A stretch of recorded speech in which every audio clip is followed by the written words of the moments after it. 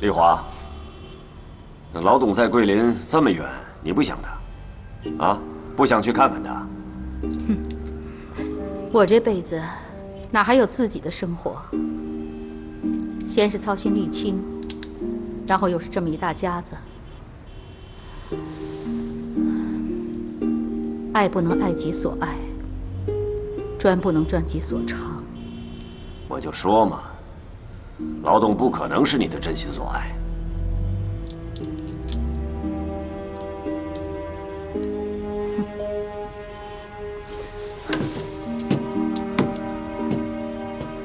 你也该有个自己的安乐窝了。啊。哎，你这话怎么听着像爹说的呢？啊，你没发现爹最近一直都跟我提结婚的事吗？传宗接代的事情还是交给沥青吧。老爷子这几天都在看有关延安的消息，只是他嘴上不说罢了。老人家嘛，都这样，远香近臭。他会失望的。延安能否存在，就看今后几天了。什么意思啊你？你很快就会明白。明白什么？哼！蒲宗南仗着他是校长最得意的学生，连他小小的驻医专员，都敢在我面前耍威风，颐指气使。别忘了，在黄埔时期，我就是中校参谋了。你刚刚说，延安到底怎么了？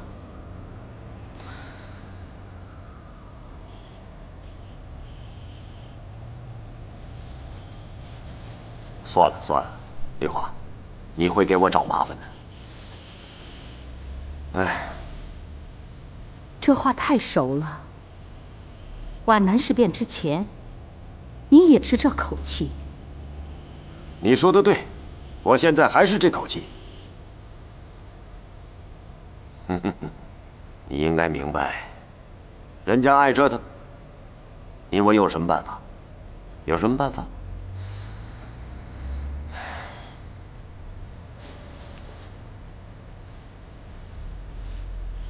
怎么又是这个了？啊？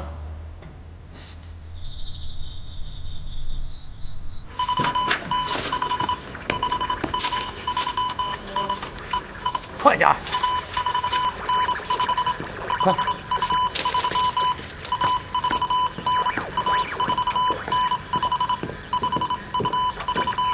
有没有苏北来的电报？老孟，我问你呢。哎呦，我的姑奶奶！你没见我们在生死决战吗？这一组密码顶一个实在大。你说你这时候起什么哄啊？我，新四军5师李先念部有封电报，昨天晚上收到了，他们收容了4名美军飞行人员，请示处理办法。你呀，蛤蟆唱大戏，上不了台面，学人家林娥，临危不乱才行。我先走了。反了，反了，反了！穆领导，局长，我可没挑拨你们啊。当那领导都不要了，晚上回去我就走。还有这个。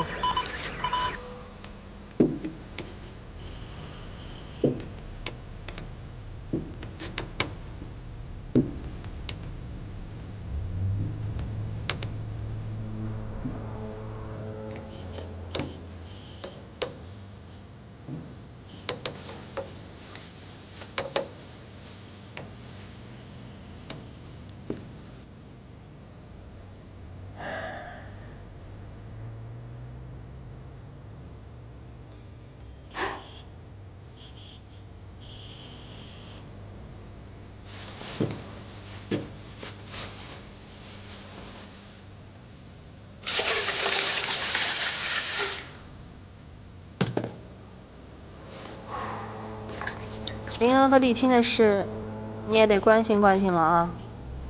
哎，吓我一跳，我还以为你睡着了呢。跟你说话呢。哎呀，我怎么不关心啊？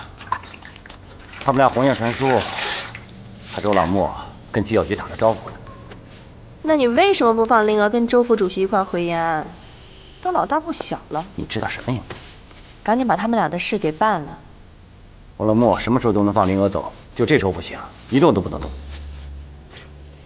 你那些事什么时候都重要，可他们俩都老大不小了，你也替别人着想着想，你倒好，成天都有女人可以搂着。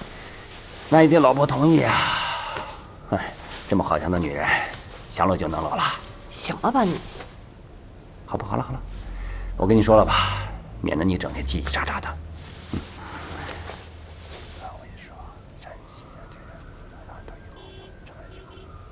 什么？沈继言？轻点声，我的姑奶奶！我跟你说，这是最高机密，跟任何人一个字都不能说，关系到延安的生死存亡。啊！这情报是你弄来的？哼，我哪有那本事啊？情报关系是周副主席早年亲自建立的。你说这么关键的时候，我能放走灵儿吗？那周副主席他自己的行程呢？会有改变吗？这件事啊，毛主席亲自操办，他指示周副主席一切不变，照走。他胡宗南有几十万大军，以后你就知道了。哼，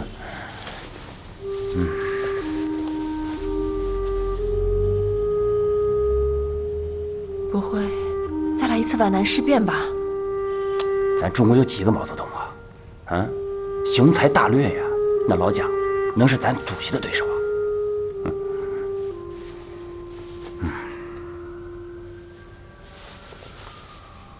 同是操戈，残胜如败呢。哎呀，你怎么那么啰嗦？赶紧睡觉啊！明天好多事儿呢。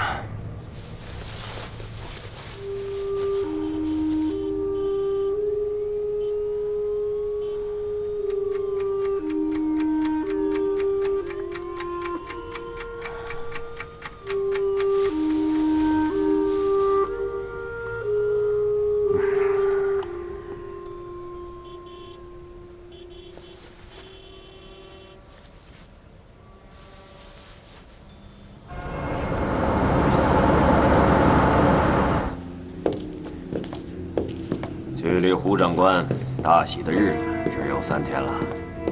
参与闪击行动的先遣人员已经到达指定的前进位置，大部队也开拔在即。看来是相公没有回头箭了。周恩来又要提携，千古奇冤，相见何急？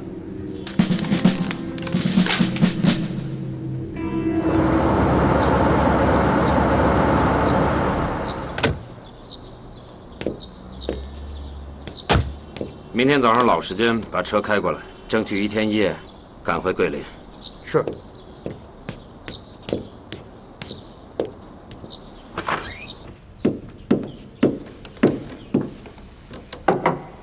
哟，小米粥，呵呵，有点延安的意思啊。哈，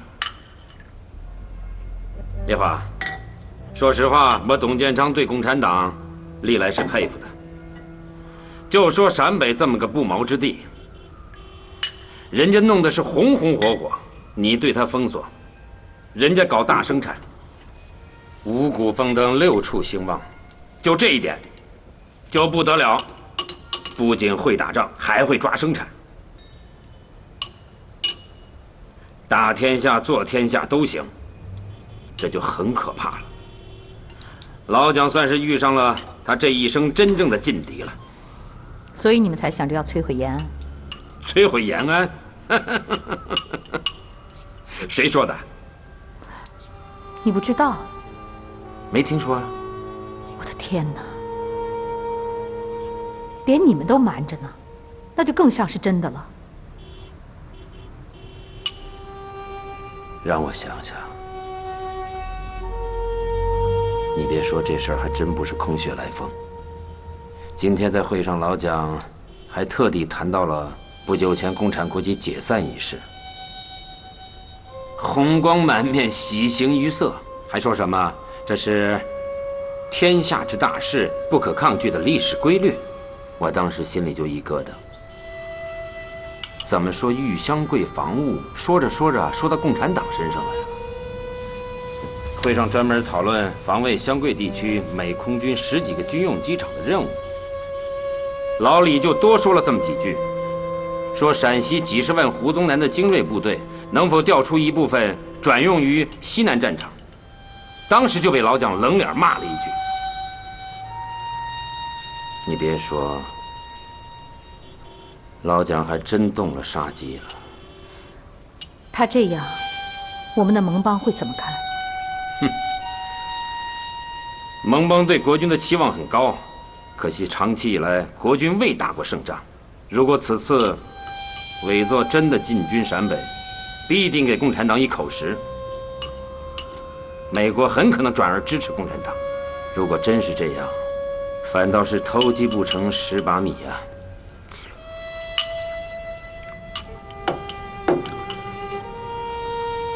一国之君，不能这么言而无信，无信则损威。他这样出尔反尔，谁还敢跟他打交道啊？这你就错了，人家要做的就是未来的天下君主。中国的抗战，一旦搭上了美英的战车，实际已无悬念。日本人的失败，只是个时间问题。人家老蒋想的是，谁将是他下一个挑战者？为此，他会在乎自己曾经说过什么？君主们从来不乏正当理由，使自己的背信弃义显得那么冠冕堂皇。这事儿谁告诉你的？李仁，我的天啊！毛泽东这一手太厉害了！怎么了，主任2小时前，朱德将军明电胡宗南，他电报里面说什么？共党了解我陕西延安的全部计划，直言斥责。你们听听，这完全是毛泽东的文笔。自家底洛川，边境护城战争倾向，道路分川，中央将趁国际解散机会实行剿共。我兄已将何方大军向西调动，弹粮运输络绎于途。内战危机有一触即发之势。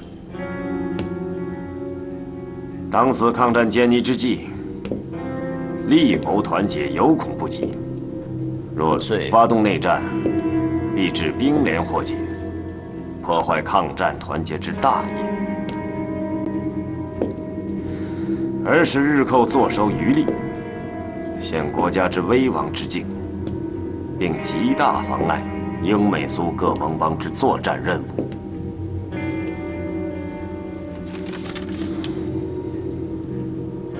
这个毛泽东实在是太厉害了，啊！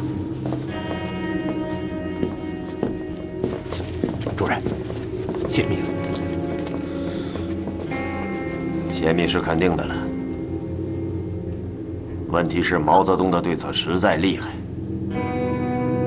明着发报给你，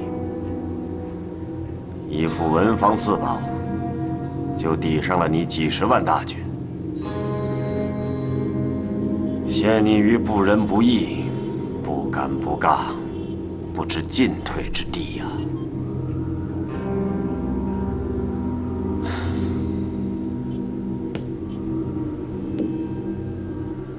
我看伪作难办了，遇上劲敌了。同志们，有个紧急情况，朱总司令致胡宗南的电报，马上打印，有印50份出来。重庆的各家报馆都要送，民主党派的领导人也要送。今晚9点之前，必须完成任务，听明白没有？明白。抓紧时间。徐霞，你过来一下。徐霞，你下午不是要见美军人员吗？带一份去，让美国人也知道知道。罗斯福总统不是明确表示，美国的援华军火只能使用在抗日战场，不能用于消灭内讧吗？总之，就是要把胡宗南的阴谋变成阳谋，让国际社会都能看清他们的嘴脸。明白了。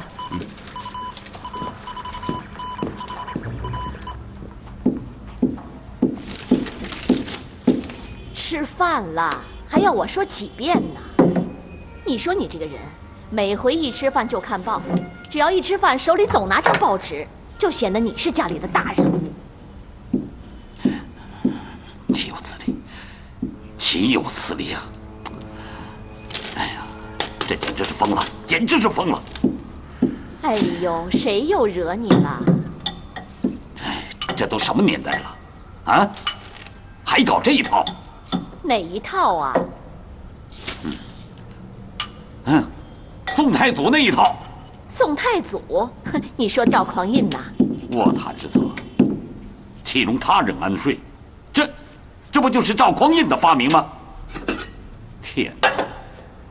我们的委员长，要学人家，你怎么就不学学人家的好处呢？例如，杯酒释兵权，不要怕人家做大嘛。你现在搞内战，搞杀戮，这怎么可以呢？这不是亲者痛，仇者快吗？这是你在跟谁讲道理呀？气死我了！这是。哎，干什么呀，老爷子？吃饭了。也不知委员长身边都是些什么人，竟给他出这种鬼主意。真是想得出来，还要打延安。打延安？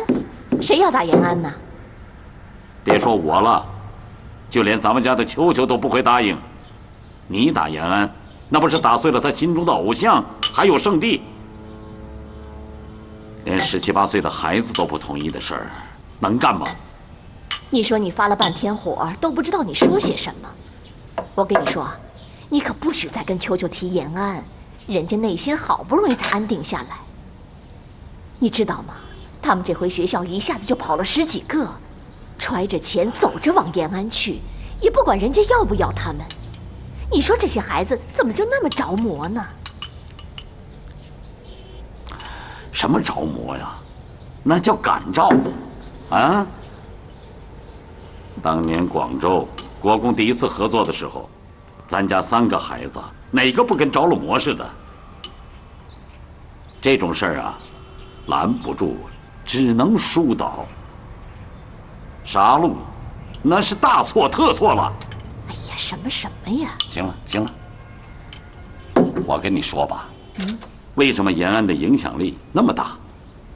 那就是因为他们的文化传播，他们的文化咱们国统区学都学不来呀，能号召成千上万的球球，为了国家民族，奋不顾身，为了天下兴亡，不顾一切的去追求。从朱德的电报看，河防大军向西调动，是因为弹粮运输有所暴露。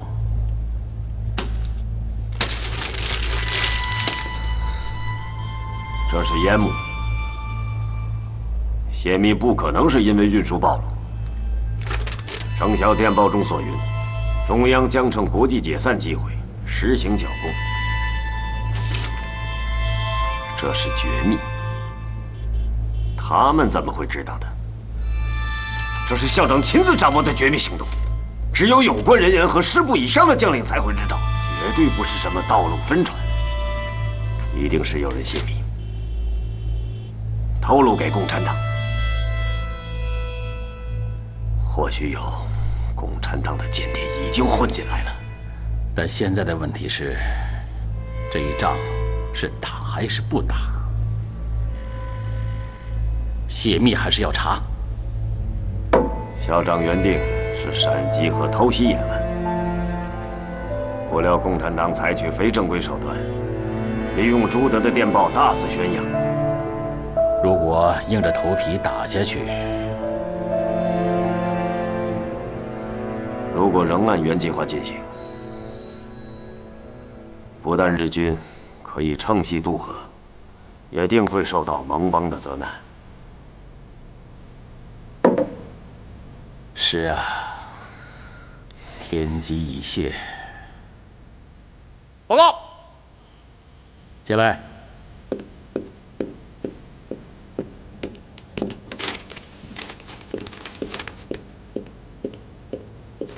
胡宗南不想打了，委作一副殿，同意罢兵。那就是说，此事已经流产了。前线长官大袖子一甩，祸水流到了我们情治部门。校长批示，让我严查此次事件的泄密者。你看，怎么查？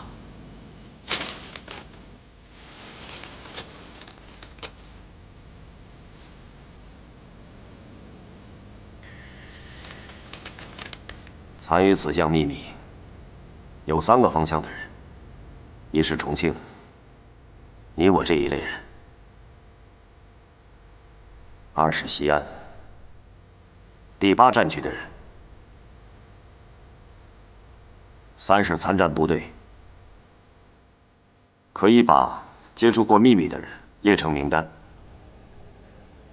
秘密审查，一个个过关。面儿太大了。要查到哪一天呢？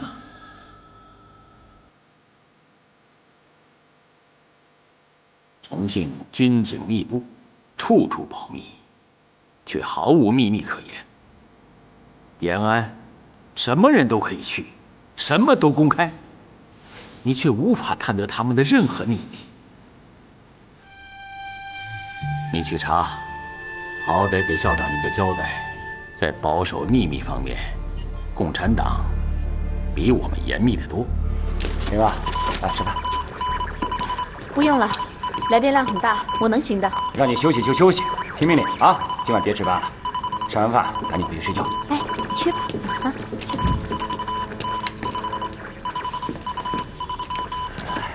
来，快吃吧，热乎的啊！老黄，哎，吃完饭你也赶紧休息啊！那哪成啊！你们都在这儿没白天没黑夜的工作，我不过捅捅炉子、下前面，那也了不起啊！这民以食为天嘛！啊，去吧去吧，都熬了1个星期了，赶紧回去睡觉啊！不着急不着急。局长，这延安的来电量越来越大，怎么把人都撤了？真正的大战5天前就打完了。真的？嗯。那怎么感觉越来越激烈了？是在误导敌人，掩护真正的情报来源。现在接收的都是烟雾弹，混淆视听用的，无伤大雅。嗯，明白了，真真假假，虚虚实实。所以啊，做我们这个工作的太重要了，这一则电报就能决定全局。我能理解。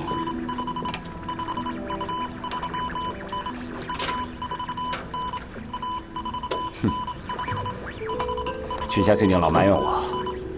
嗯？他埋怨你什么呀？还不是你跟李青的事儿。我想好了，下个月美军要派一个观察组去延安，这样从重庆到延安就会开辟一条空中航线，这每个月都有美军飞机来这儿吃啊，方便。要么李青过来，要么你回去，把你俩的事儿抓紧时间办了。这事儿包在我老穆身上。李青是我的同窗，你又是我手下的头号爱将，哼，我得做好这牵红绳的月老啊。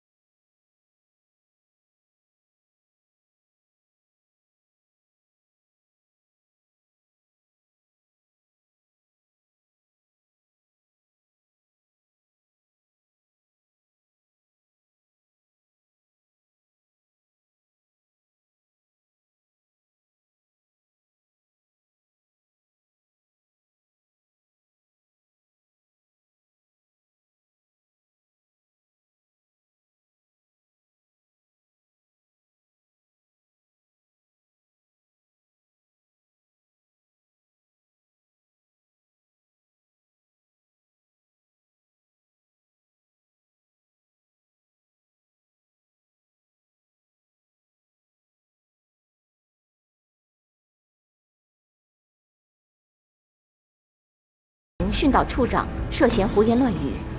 这！刘大军是在找替罪羊呢，傻瓜才会相信。如何才能了解此次清查？我担心延安这个马后炮的做法，是为了保护真正的情报来源而故意放出的烟雾，引导我们的调查走入歧途。但如果是这样，那就太可怕了。能让毛泽东和朱德介入保护的情报来源，我想他一定就睡在我们最高机密的身边。很有这种可能。国共两党相知太深，你中有我，我中有你，安能辨雄雌？那你说怎么办？侍从室已经催了2次了，总得有结果上报吧？好在延安的马后炮为我们提供了伪作可以接受的逻辑。先把刘大军的清查结果报上去。至于其他的嫌疑线索，我就不信他能躲得过初一，还能躲得过15。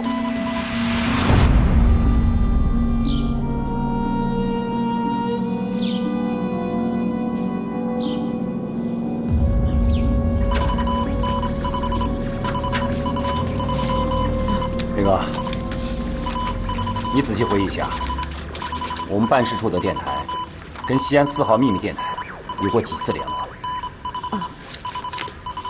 我这儿有记录，一共是3次，截止到去年年底。今年遵照延安的指示，已经不再和4号台联络，由3号台代为转发。那就好，没有联络就好。周副主席在延安专门查问此事。出什么事儿了吗？陕西延安的阴谋流产以后，蒋的情报部门加紧了内部清查。他们有所察觉？这是肯定的。为了粉碎敌人的这次闪击阴谋，毛主席断然在公开电文上使用了情报材料，这就必然给敌人的清查缩小了范围。为了保护我们在关键位置上的情报关系，周副主席决定沥青来重庆，对我们上次的行动加以补救。叫沥青来，他能做什么？保护党的这个情报关系，只管党未来的长远利益，太关键了。而目前正在逼近这个关系的，不是别人，正是我们的老对手，沥青的哥哥杨立人。是的，所以周副主席把沥青调来重庆，就是想和他们打这副对对胡。那他什么时候来？下个月。穆局长，那我回去了。好。不可能！整个事发期间，八路军驻重庆办事处的电台异常活跃，你们怎么能没有记录？我敢断言，不是你们监听出漏听了，就是漏报了。事发期间，八路军办事处所有联络过的电台，我们都有严格的监听记录，确实没有发现他和西安 M 台的沟通记录。周恩来在重庆，不可能跟他们没有来往。请相信我，主任，我没有弄错，绝对没有。那怎么办？一条道走到黑，你倒是把西安的 M 电台找出来呀！可惜 M 台惊鸿一瞥，在6月30号向延安发报后，就再也没有出现过。也就在那一天，八路军重庆电台才变得异常的活跃。问题出在西安。6月30号之前，知道这个秘密的人没有几个，说也能说得出来。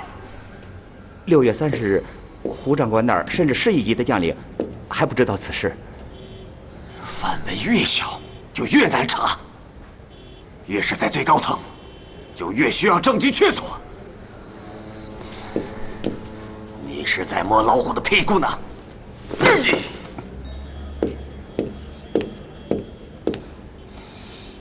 秦副官，是，主任。杨沥青要来，谁批准的？是军统戴老板。戴笠什么意思？他说，一者是八路军办事处人员例行轮换，二者就是八路军方面说出了一个于公于私都难以反驳的理由。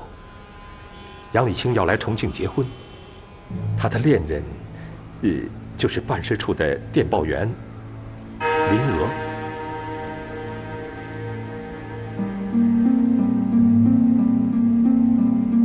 什么？林娥是他的恋人？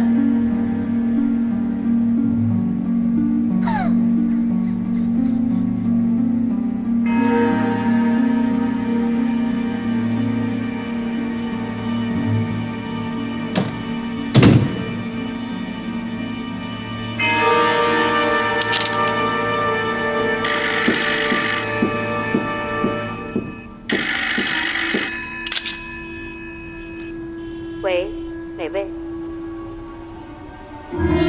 喂，说话呀！喂，哪位？请说话。喂，你到底是谁呀？说话呀！丽人吧？到底出什么事了？喜事儿。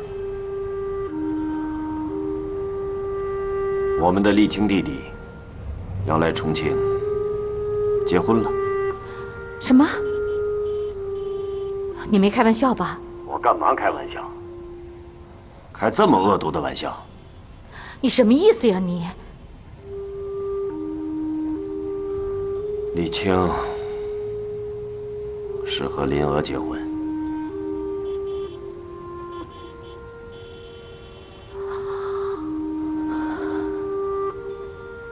他俩走一起了。这下更乱了。哎，用不用跟爹说一声？丽青不仅成了我的情敌，还成了你儿子的继父。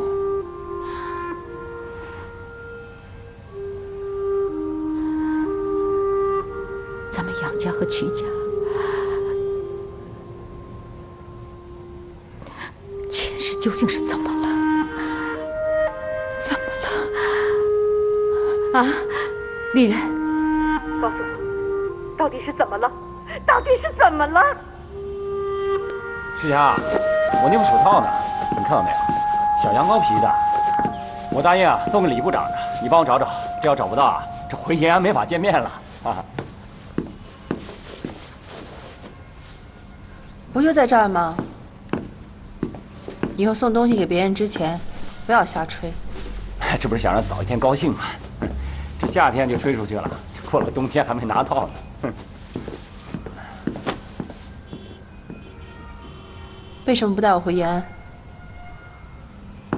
嫌我累赘啊？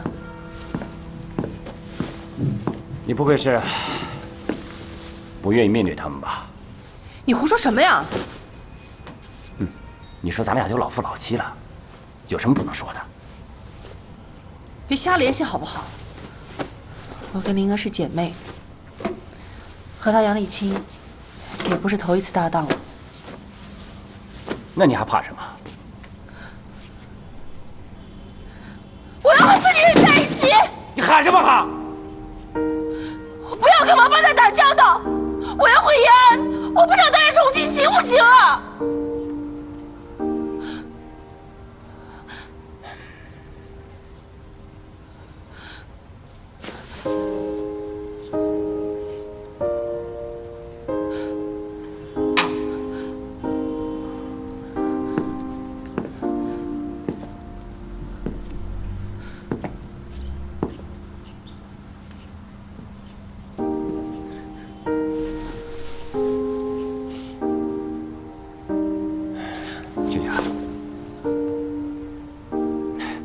你以为我不想让你回去吗？你走了，谁来接替你啊？那些美国佬就认你。这是工作，军统对咱们这儿的工作人员扣得很紧，多一个都不发牌子。你现在一个人顶3个人用。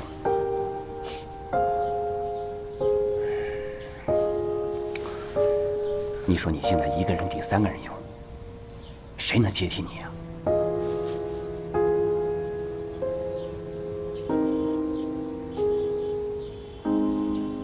谢谢领导那么器重我。来，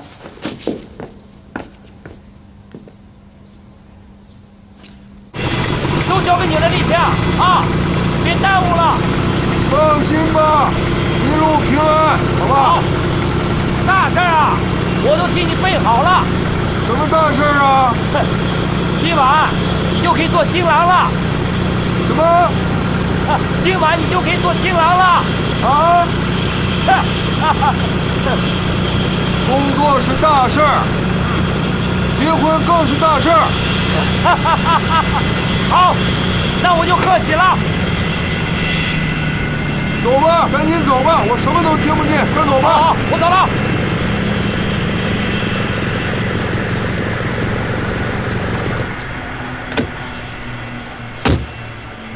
长官，孔局长呢？他正跟哈里逊上校聊着呢。怎么样？延安？什么怎么样？我没明白，长官。我说你们这趟朝圣的怎么样？朝圣？都说延安是圣地。啊，老美倒是兴致勃勃的，什么都好奇。我们有规定，所以就没跟着打听。不打听不好奇，我派你干嘛去了？可是参谋总部只是让我负责联络工作。好，你就调参谋总部吧。长官，孔局长随哈里逊上校的车走了，八路军那边车坐不下，能不能捎上一个回市区？可以，让他过来吧。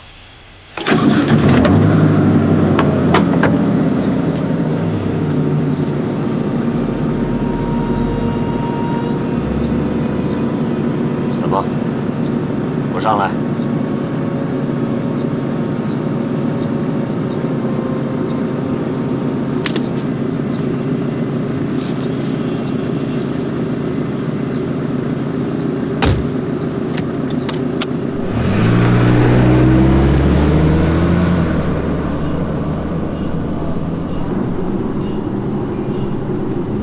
杨代表是第一次来重庆吧？啊。你们延安的京戏不错，很有水平啊。是吗？烧酒也好，喝了还不上头。可就是你们的招待所床板上有臭虫，那些臭虫专门偏爱大老美。是啊，延安的臭虫都革命了。可不，重庆的蚊子都吃奶粉、喝可乐、别看冰枪。你那张嘴还是不吃亏。杨代表说话真逗，这一路上说了不少笑话。哎，杨代表，你是干什么的？你看，块头挺大，过来警卫的吗？好眼力。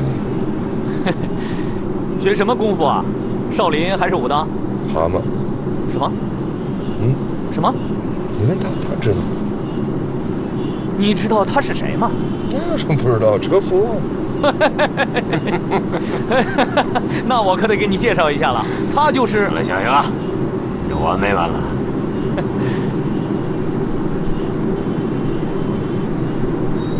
你要娶她了？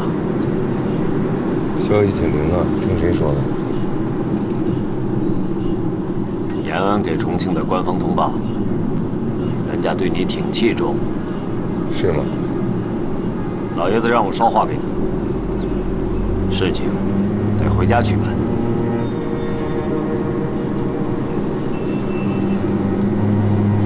父母之命，媒妁之言。在你和我姐身上丢掉的东西，跑我身上来找了。我劝你还是照办，见一面少一面了。三弟，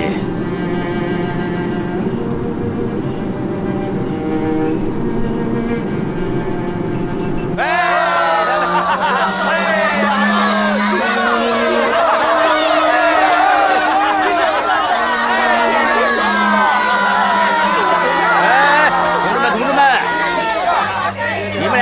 手抱一抱，显得咱们八路军办事处有活力嘛！啊！人们不气吧？我没同意吧？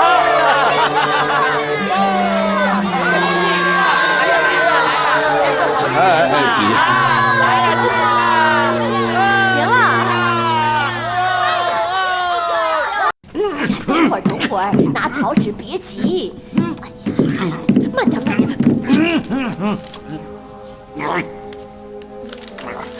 哎呀，你这个人呐，我吐痰，让你找痰盂儿，你非得拿个手指，你擦屁股呢你。我不是怕你吐在地上吗？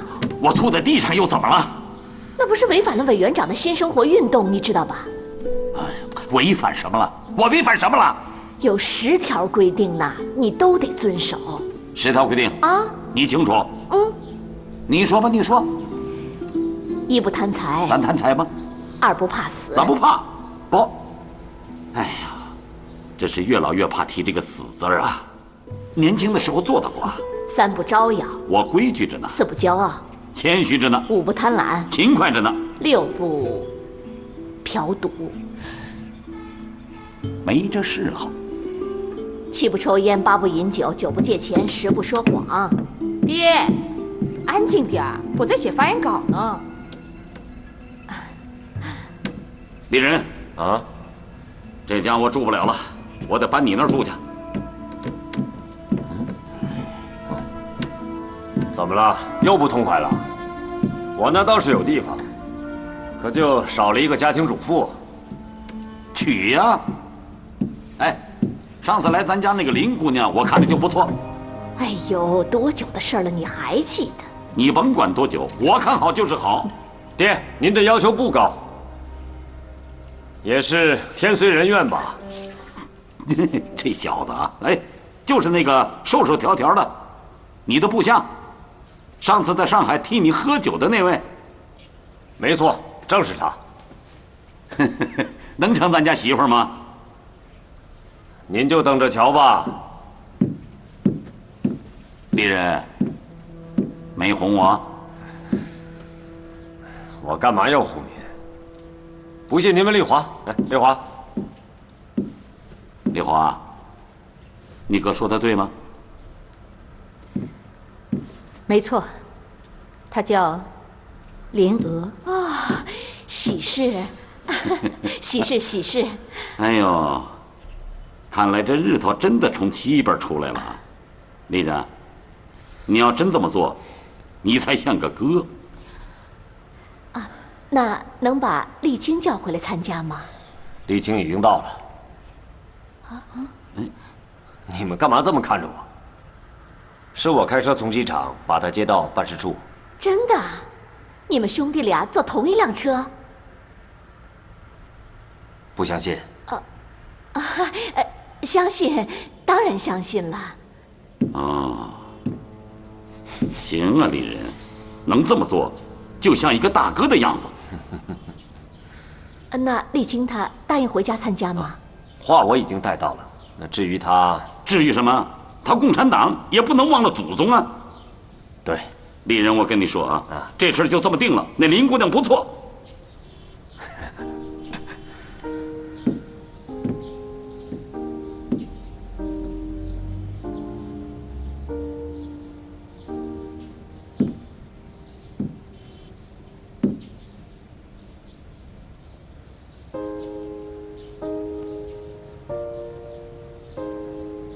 丽青后天回来结婚，你看怎么办？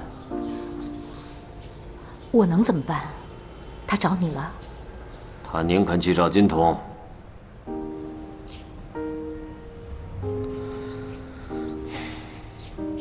咱们得操持啊，家里面得有所准备，尤其是咱爹。可别吓着他。他要是知道了林娥是他的小儿媳妇儿，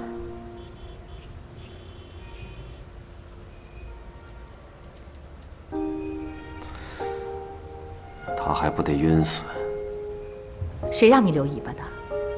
你刚刚就应该跟爹说清楚。我能这么说？咱爹蒋伦常，你说这俩儿子打到一块儿去了，我能说得清吗？那我说得清吗？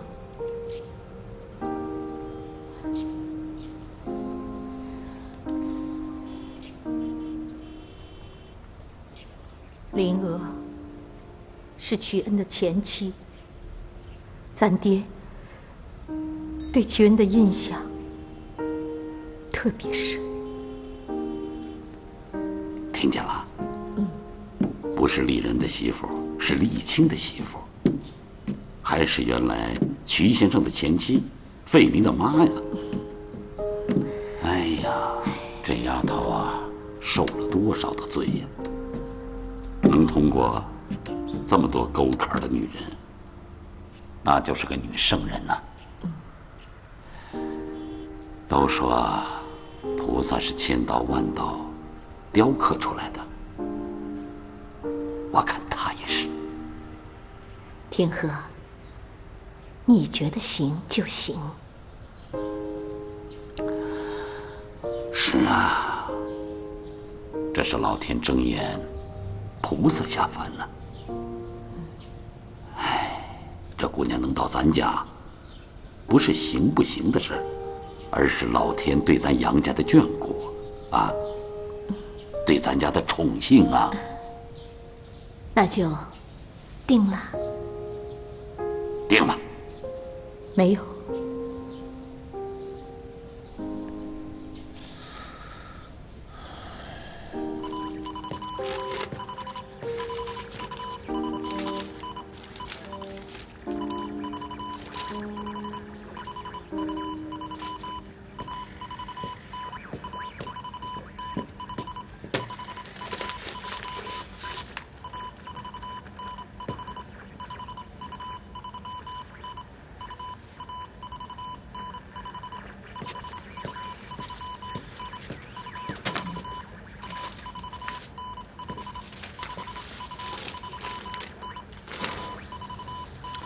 徐家，你得帮帮我，我没想到老穆弄了这么大一个摊子，这几年拳打脚踢的，搞了这么多的名堂。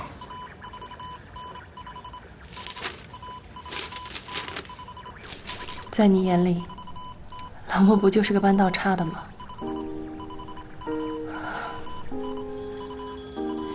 这是对外联络的工作计划，你先看一看，我回头再向你汇报。哎，徐霞，你别走啊！你说了给我听啊！来，说吧，说呀！什么事？你知道我是个带兵的，这些鬼道左道我根本就不擅长啊。尽快进入状况吧，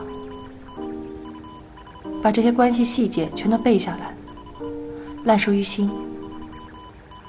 你的工作性质决定了你身边不能有只字片语，脑子里要有张活地图，所有的工作程序都要在这儿完成。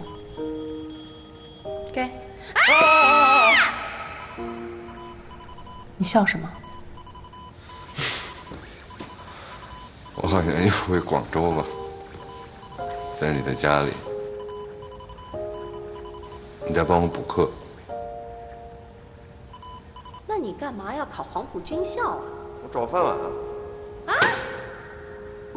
在考官面前，你只要说这句话，立刻卷铺盖卷滚蛋！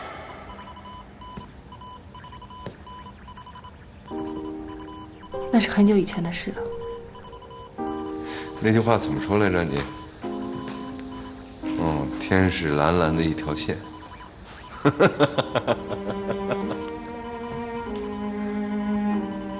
林娥人很好，你要爱惜她。丽青，这是重庆，不是延安。你要学会当一个重庆人。这里的每栋房子，房子上的每一砖、每一瓦，都渗透着严酷。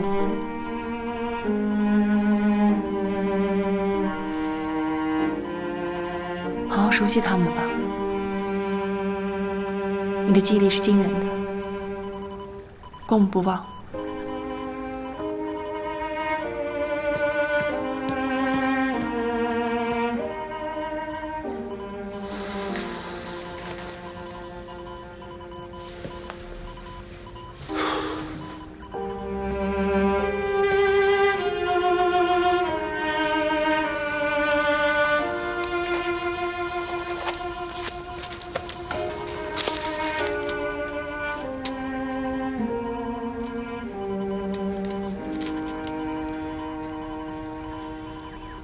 丽青，你是不是太急了点儿啊？啊？太着急了点儿。啊！我哥哥丽人还真是挺有能耐的，几乎就代替了楚大少爷。你啊，压力别那么大。在技术侦查还有对外联络这方面，我和屈霞都可以帮你分担一部分的。你们俩我一点都不担心，只是在保护西安啊，我们最重要的情报关系，事关未来延安和党中央的安全。我们得想办法打消杨丽人对西安的关注，诱使他把注意力转到重庆的上层。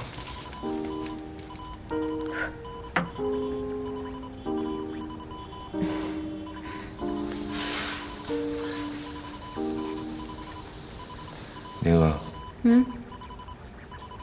有个思想准备啊，咱们的婚礼得回家再办一次，行吗？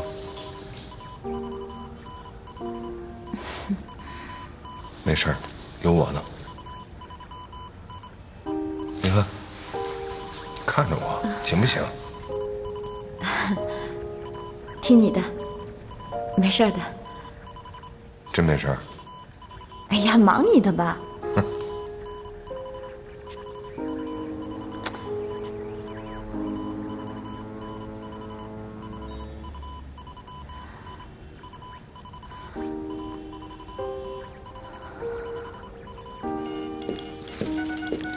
你这次西安之行把范围缩小了吗？我们以命令日期划线，圈出了接触机密的人员名单，不出这15个人。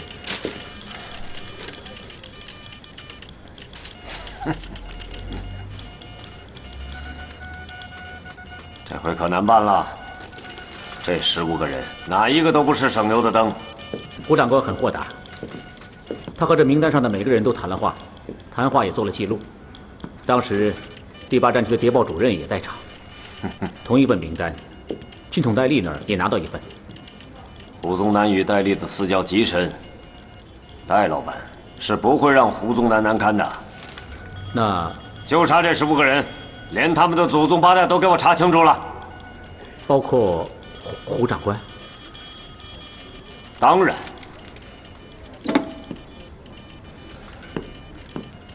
主任，军统5处通报。你让裴处长处理，我不看。主任，此事关系到您和您的家庭。八路军办事处之工作人员杨丽清及林娥，7日于贵府举行婚礼，还要过夜。5处询问您是否知道此事？是，有这么回事。5处的处长说，如果主任您要是不介意的话，他们会按规定派出监视人员。如果您要是，他们也可以不派，让他们派。我杨丽人不接受他军统的人情。是。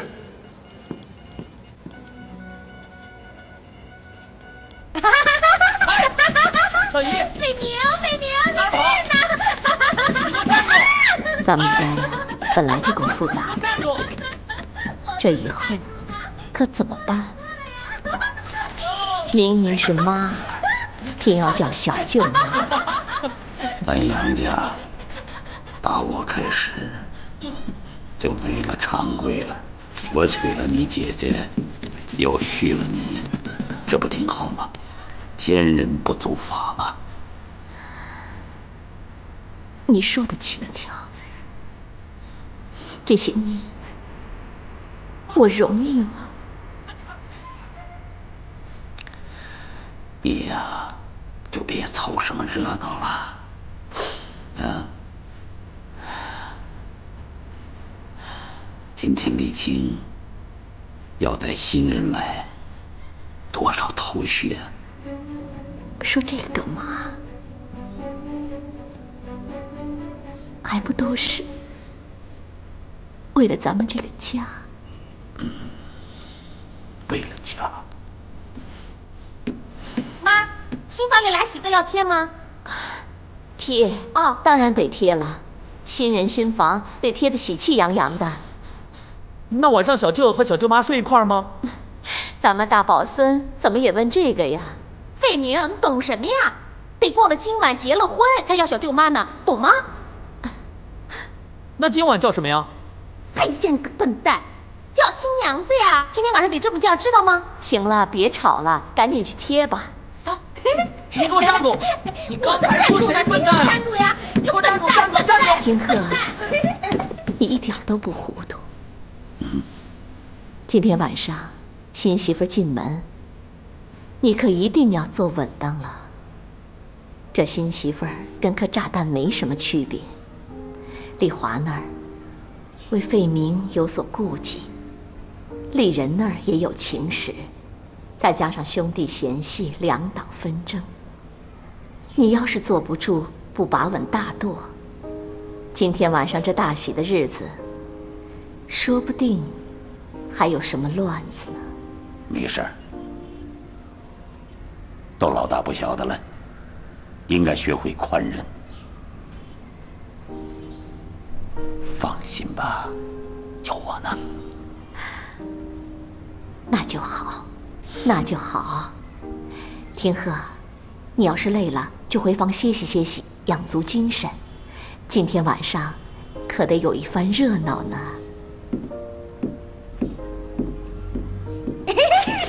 臭小子，打我！我让你说我。来来来，我让你说我。来来来，费明快上来，把鞋脱了，滚一滚，小舅就能早生贵子。快快快，把鞋脱了，快点！哎呦，来来来，妈，他好脏啊，他好几天都不洗澡了。我就不洗，怎么了？行了，别闹了。哎呦，费明，别闹了，听外婆的。我让你说我。我让你说我。看这两个人闹的。就是欠揍！这灵儿要是再生一个，咱杨家也就安生了。打的这手轻点！看看费明，费明，费明，秋秋，别闹了，快出去！哎，走吧，走吧，下楼，下楼，下楼。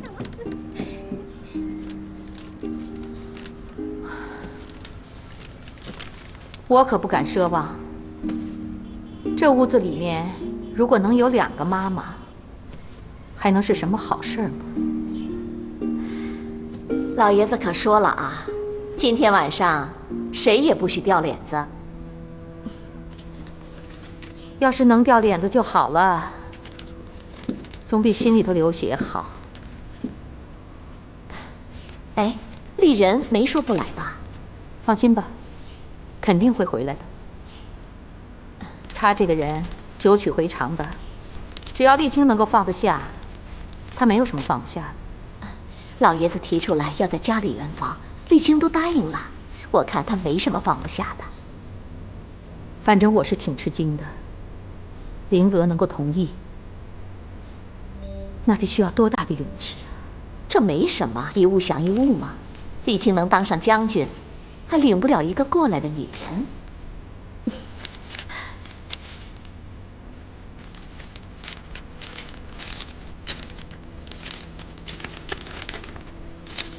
咱家这点事，可真够复杂的，每本厚厚的书，外人还真是看不出来。一个老情种生下一堆小情种，想不热闹都不行。秋秋，丽华，家里有白酒吗？哥，啊，喝白酒干什么呀？有点红就行了。不是我要，老爷子要。无酒不成席嘛，在他眼里头，那些红酒根本算不得酒。老爷子也真是的。哎，到底有没有啊？没有人，我叫人去拿。别兴师动众的。我记得老董好像留了2瓶桂林3花酒，在那边的柜子里。啊，丽华，来。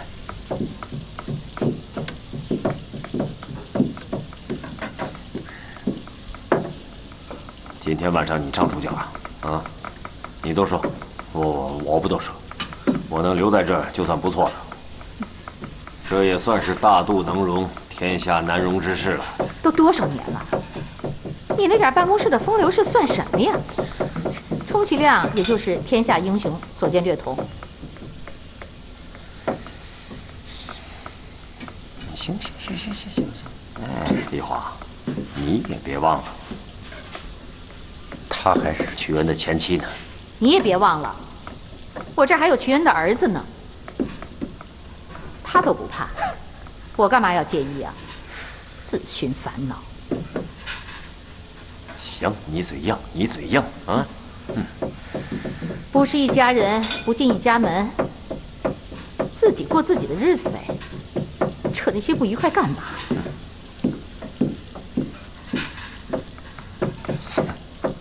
也是哈。哎，这咱俩在这儿干嘛？这是啊？嗨，你是不是不捎上我心里不舒服啊？你刚听出来啊？干活吧，干活吧你！来了！好，迎迎走。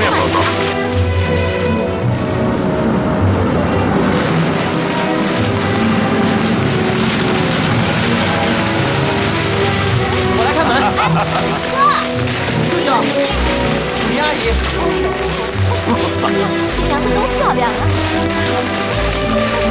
哎，别这么就进去了啊！咱们杨家可是有门槛的啊！还不让进？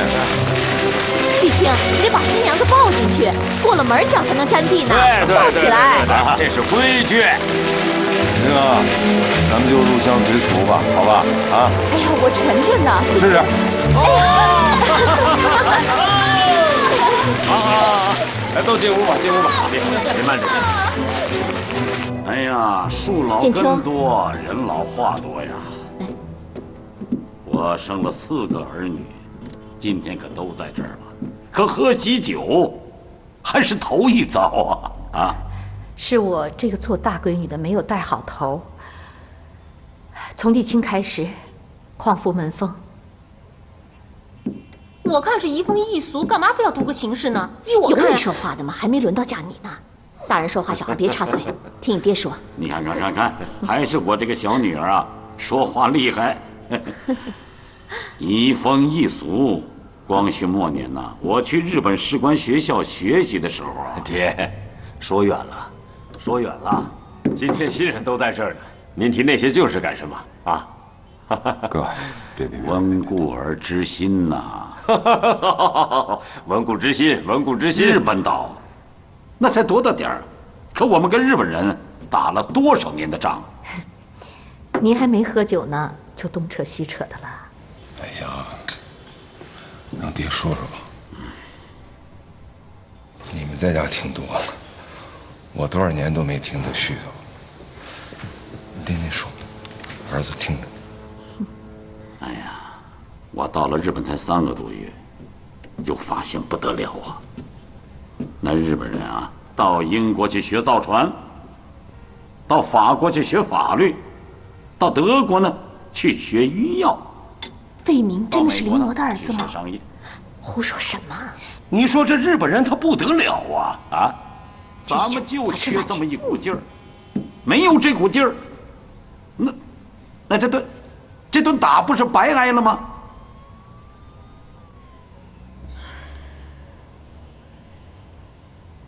万众一心，说容易。我看这酒桌之上的人能够一心，那就是祖宗烧了口香了。爹，大道理我们大家都懂，家庭兴则国家兴。值此抗战之际，咱们家里又多了个八路军，一起打鬼子呀！对，丽华说的对，我们跟令娥你有个合作，对吧，灵儿？日本航空队的中将，中原圣校就是我们联手打下来的。孩子，你说。是啊，我们合作的很愉快。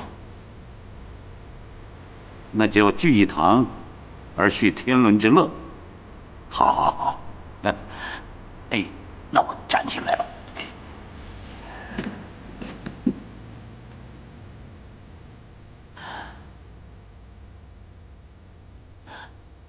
今儿是你的大喜日子啊！你把媳妇儿领回来了。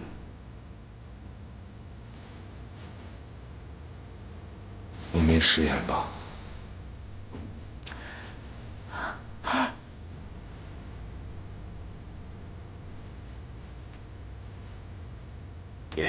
爹，好啊！算了，我不说了，话在酒里了啊！来，都端起来！来，恭喜了，恭喜了！林阿姨，我今天高兴了啊！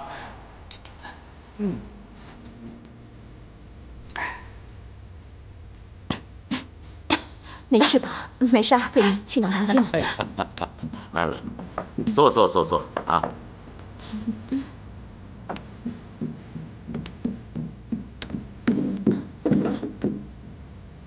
林阿姨，你给我的书我已经看完了。改嘴，重新叫，叫舅妈。舅妈。乖，回去坐吧。嗯。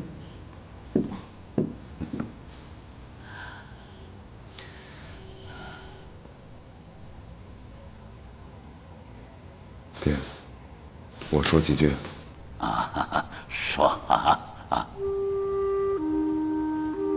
爹，姨，哥哥，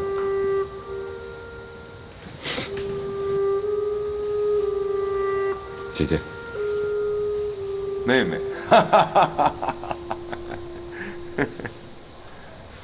飞明大侄子。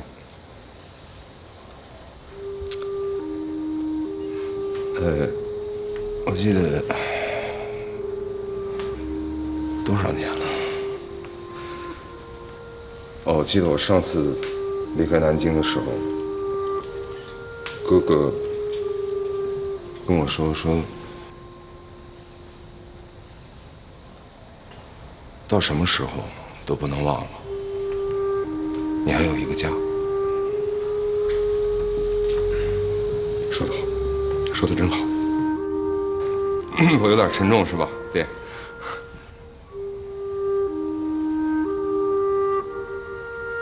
今天借这杯酒，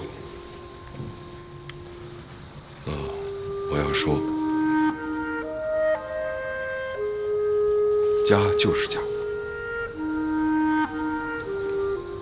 世界上可能有很多的门对你都是关着的，只有家里的门对你永远是敞开的。你知道，我从来就与丽人的信仰不同，和丽华的党派各异，也因此我们之间有过种种这样的沧桑和斗争。今天，我把大家早已经熟悉的名额领到这个家门里来，不为别的，就是想让他再一次把他介绍给这个家，让他跟我一块儿感受这个家里的一切。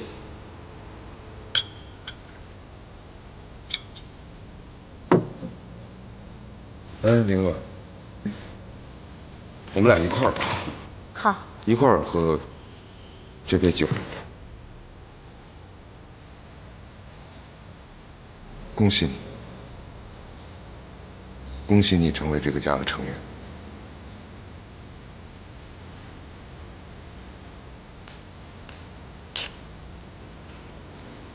这包你喝。今后我们两个一块儿感受这个家里的一切。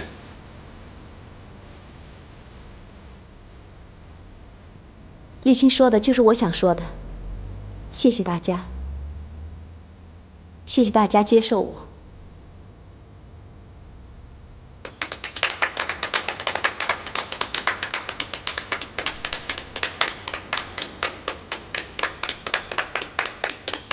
那我也得说两句啊，立青啊，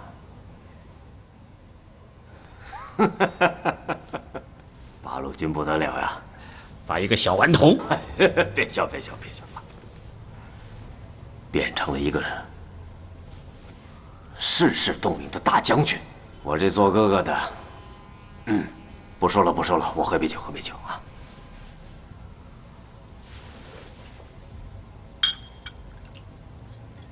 略表敬意吧。这杯酒道喜了啊！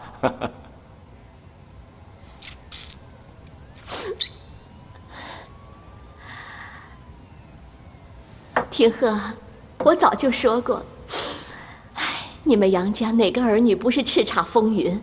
要不，我们梅家两姐妹怎么这么死心塌地的卖给你们杨家呢？妈，你是卖过我爸的呀？哟，他敢卖，我得敢买呀！爷，你就别委屈了。俗话说，好汉娶9妻，我爹还差了7个呢。那可也说不准，说不定哪天啊，日本人投降了，一查户口本，还能在那儿查出一个你们的大妈妈来呢。那也不会有后代。来，喝一杯啊！来，我们今天痛痛快快的啊！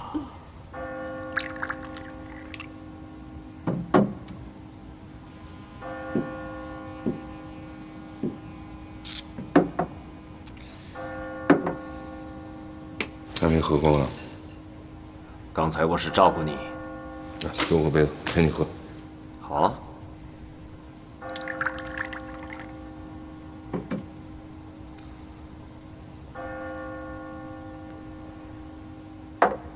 再来一杯。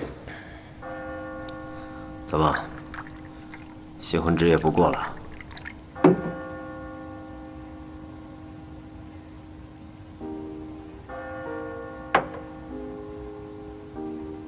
我来重庆，不光是为了结婚呢。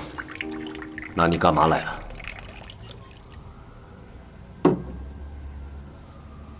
我干嘛来了？我干嘛来了？你这个堂堂的重庆情报中心主任能不知道吗？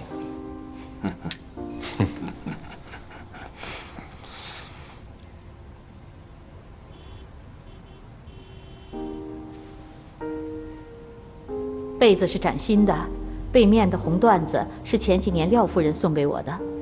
现在物资短缺，日用品紧俏得很。原先40万人的城市住了整整300万人，又连着3年的大轰炸，也只能这样了。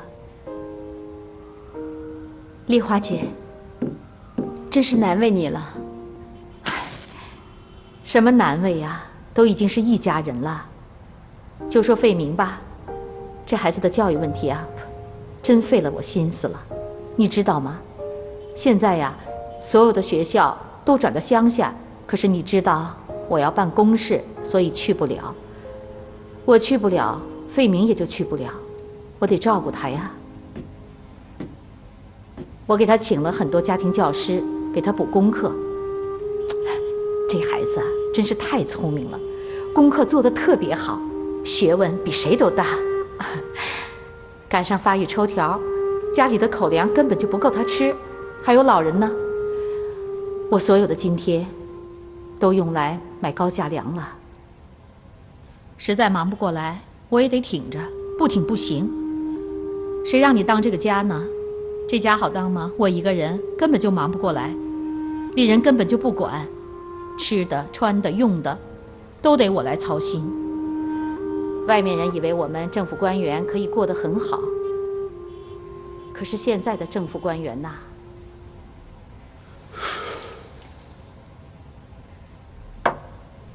闪击延安的时候，你在哪儿？延安，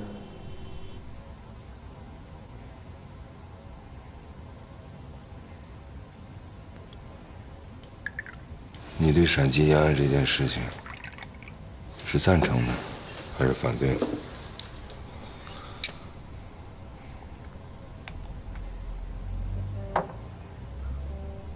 我无态可表。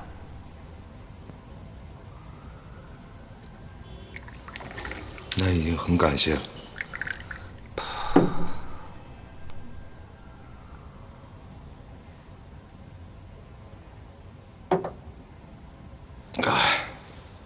想知道我延安的同行们对你这个重庆情报中心主任是如何评价的？一定是尖酸刻薄吧？不是，同志们说，杨立人对日情报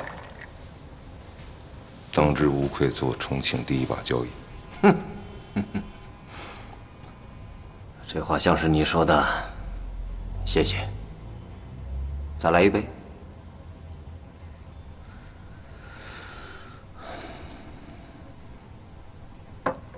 刚才在饭桌上，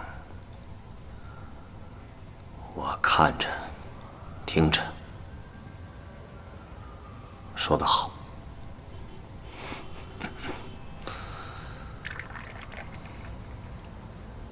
哎，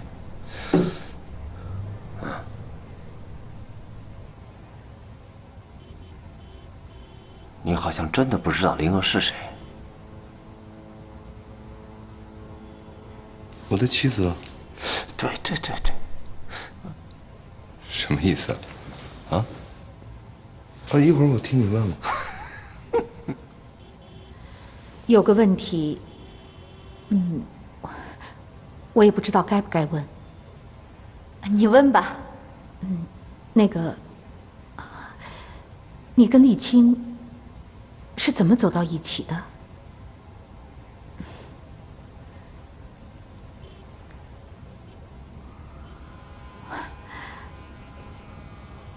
关系太乱了，是不是？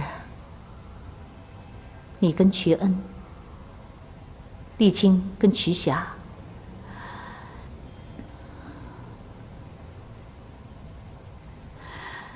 我知道今天晚上我不应该问这个问题，但是沥青毕竟是我的亲弟弟。你真的想知道吗？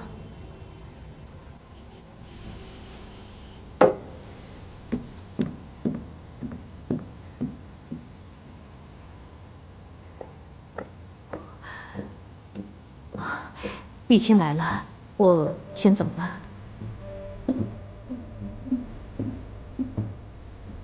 多照顾点林木啊，他晚上没吃什么都不行。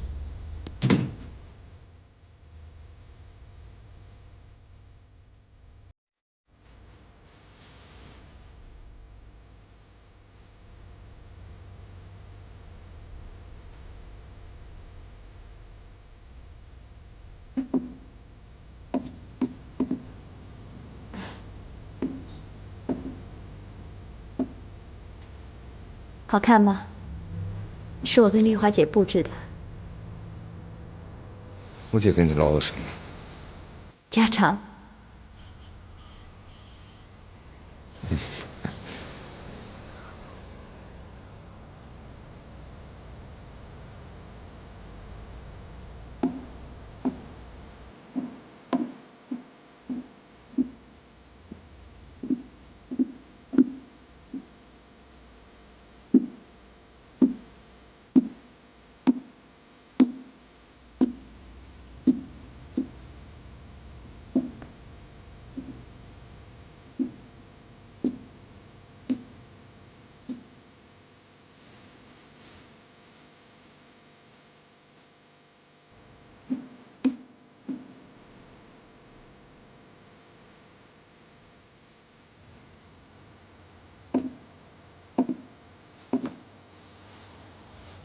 咱们是夫妻了。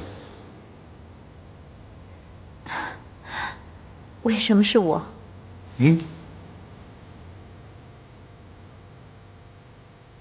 为什么不是你？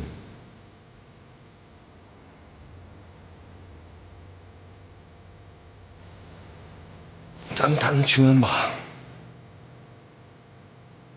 今天不谈谈好不好？不能因为怕谈就不谈，早晚都得谈。因为我们结婚了，我们是夫妻了。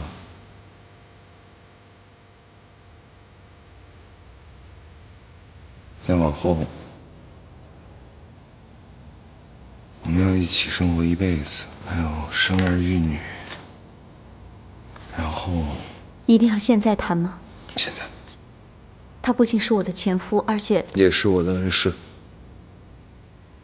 他是我们俩生命中共同的一部分，谁都抹不掉，你也抹不掉，我也抹不掉。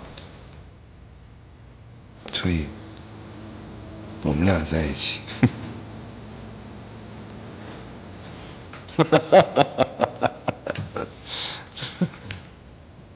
那咱们俩在一起，一定会尴尬的。就因为尴尬，我们一定要说开。林娥，我们俩总不能各自心里装着心事过一辈子吧？至少我不行。那你告诉我，为什么要和我结婚？